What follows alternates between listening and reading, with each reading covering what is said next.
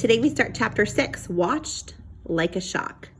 After lunch, Mrs. Shock began talking about endangered animals. Amelia Bedelia took a big risk by peeking in her notebook at the list she had made of cool animals for her zoo.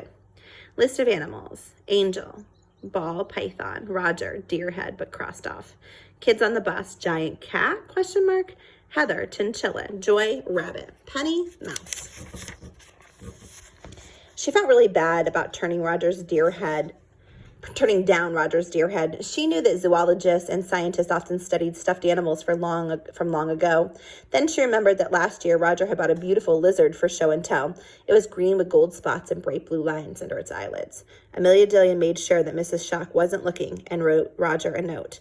Dear Roger, please bring your amazing lizard over to my house. I'll put it in my zoo. Sorry about the deer, Amelia Bedelia.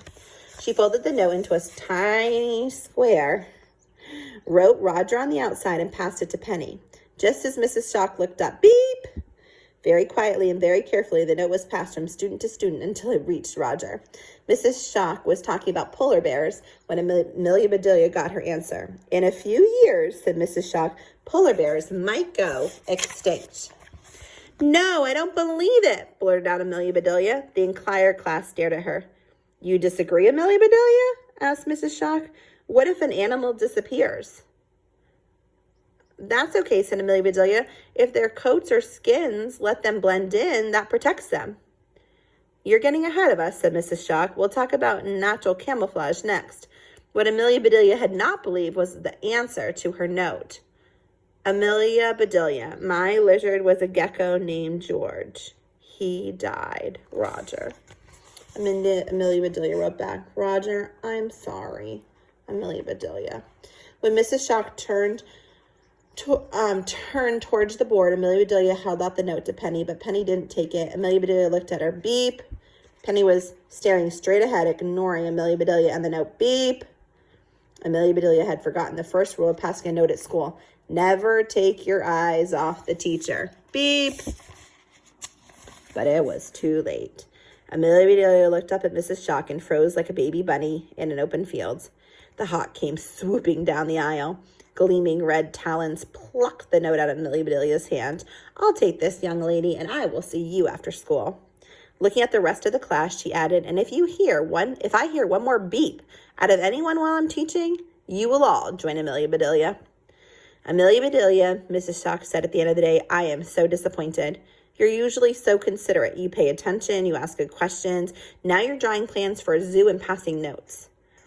After I missed the trip to the zoo, said Amelia Bedelia, I just wanted to do something fun with my class and animals. Tears welled up in Amelia Bedelia's eyes. I see, said Mrs. Shock. How's it going? Are you making progress? Amelia Bedelia thought for a few seconds, and then she said, well, pretty good. But it isn't easy to make an interesting zoo, especially if you can't have the type of animals that can eat you.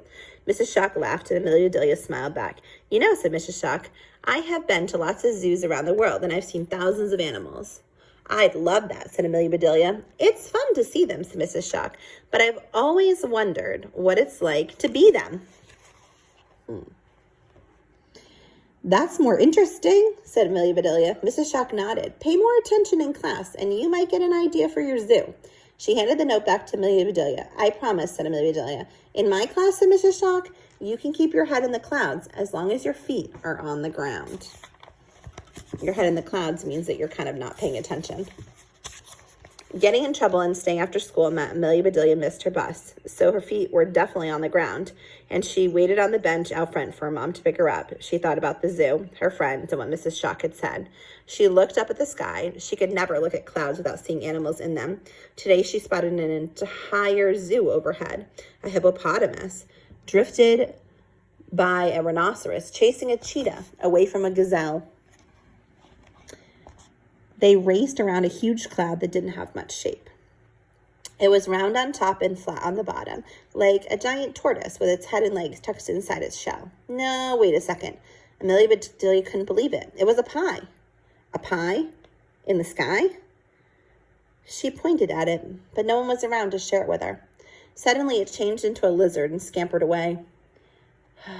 If there can be a pie in the sky, Amelia Bedelia said, then there can be a zoo in my backyard. And tomorrow we will take a look at leaping lizards, a glacial gecko. Have a great day.